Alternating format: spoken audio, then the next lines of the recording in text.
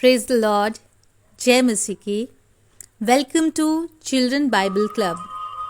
हम फिर से हाजिर हैं बाइबल की एक और नई स्टोरी के साथ।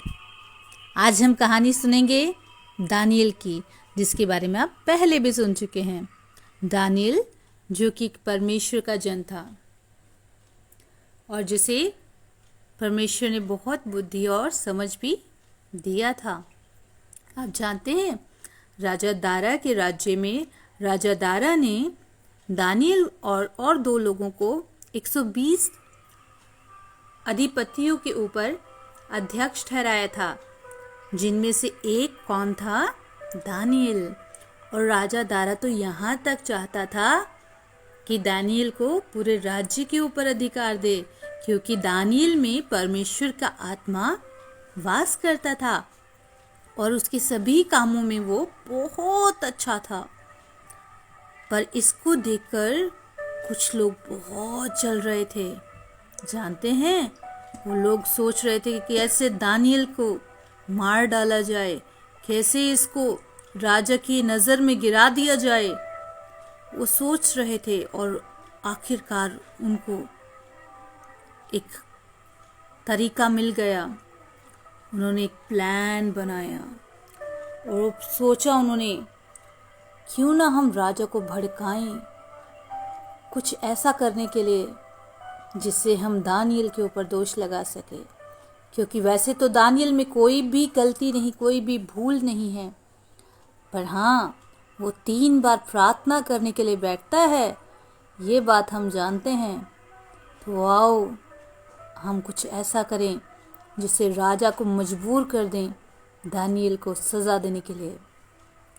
तो उन्होंने एक ऐसा पत्र राजा से लिखवा लिया, एक ऐसे पत्र पर हस्ताक्षर करवा लिया राजा से, जिसमें ये लिखा था कि 30 दिन तक कोई भी राजा के सिवा किसी और के आगे विनती नहीं करेगा, और जो कोई ऐसा करेगा उसे शेरों की मान में डाल दिया जाएगा।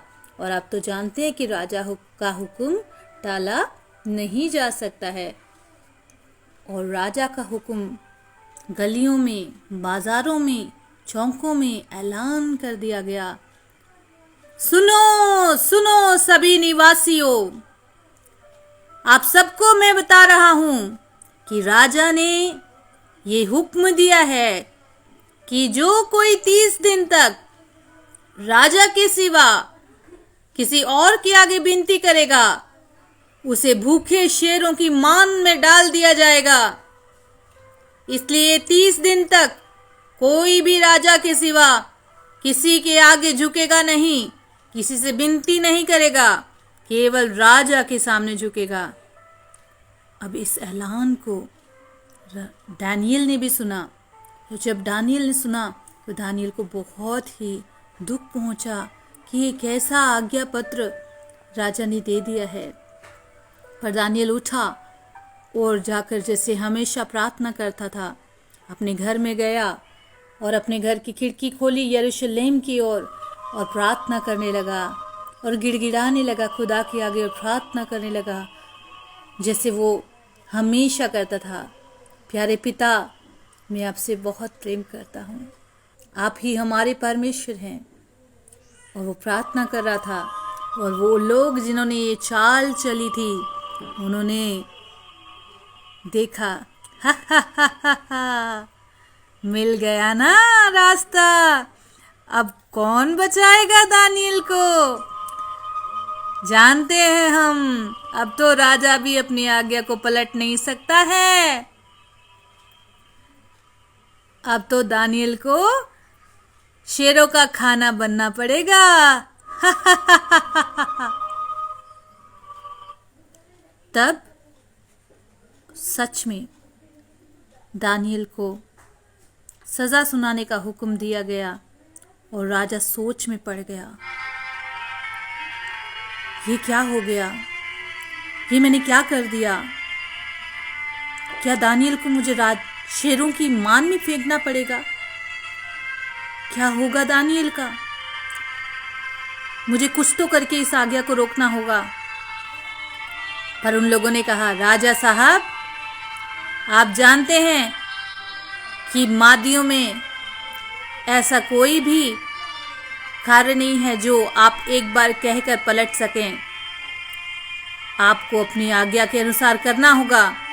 दानियल को सजा दीजिए, डालिए उसे शेरों की मान में। जब बहुत सोचने पर राजा को कुछ भी समझ नहीं आया, तब उसने कहा, ले जाओ और दानियल को डाल दो शेरों की मान में।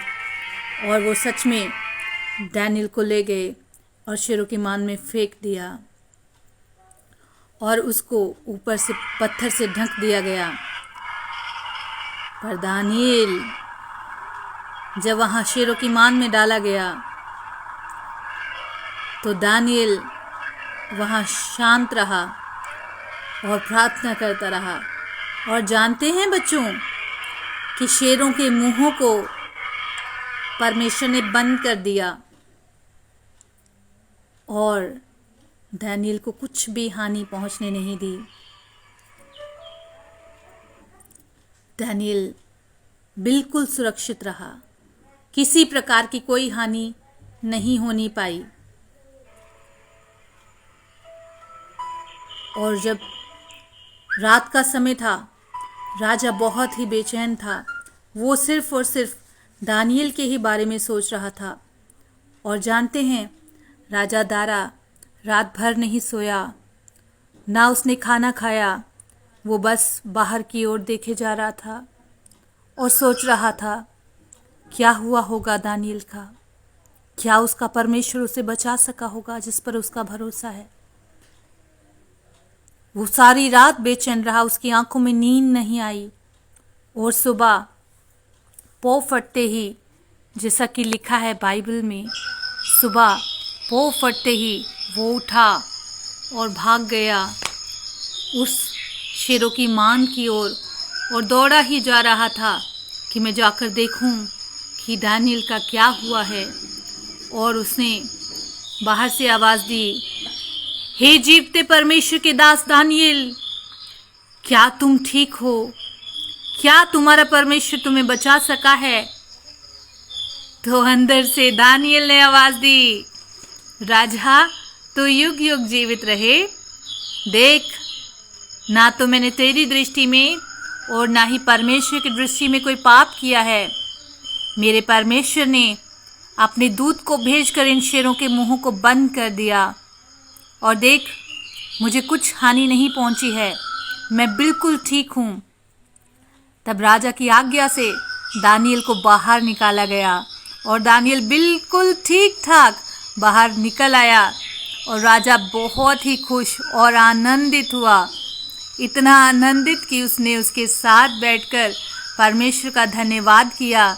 जानते हैं, राजा दारा ने कहा कि तुम्हारा परमेश्वर सचमुच जीवित है, जो प्रार्थना का सुनने वाला परमेश्वर है, जो दयालु है, जो सारे सृष्टि का परमेश्वर है। तब राजा दारा ने हुक्म दिया कि जिन्होंने दानियल की चुगली लगाई थी और दानियल के लिए षड्यंत्र रचा था, उन्हें उठाकर शेरों की मान में उनके परिवार समेत डाल दिया जाए। तब उन लोगों ने उनको उठाया और शेरों की मान में डालने के लिए ले गए।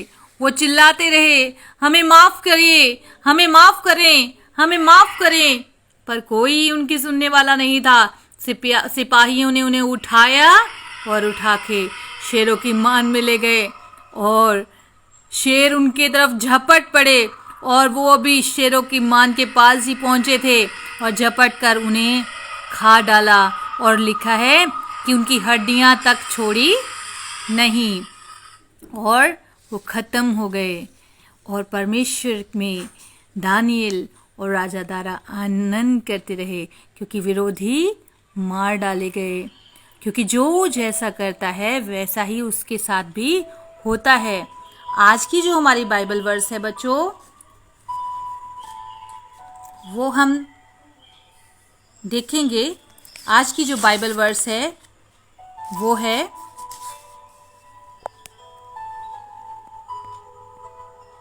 इस कारण जो कुछ तुम चाहते हो कि लोग तुम्हारे साथ करें, तुम भी उनके साथ वैसा ही करो। मत्ती 7 उसकी 12 पद में ऐसा ही लिखा है। इस कारण जो कुछ तुम चाहते हो कि लोग तुम्हारे साथ करें, तुम भी उनके साथ वैसा ही करो। मत्ती 7 अध्याय 12 पद। God bless you. आप भी लोगों के साथ अच्छा बर्ताव करें ताकि लोग आपके साथ अच्छा बर्ताव करें और उससे परमेश्वर की महिमा हो। जय मसीह की।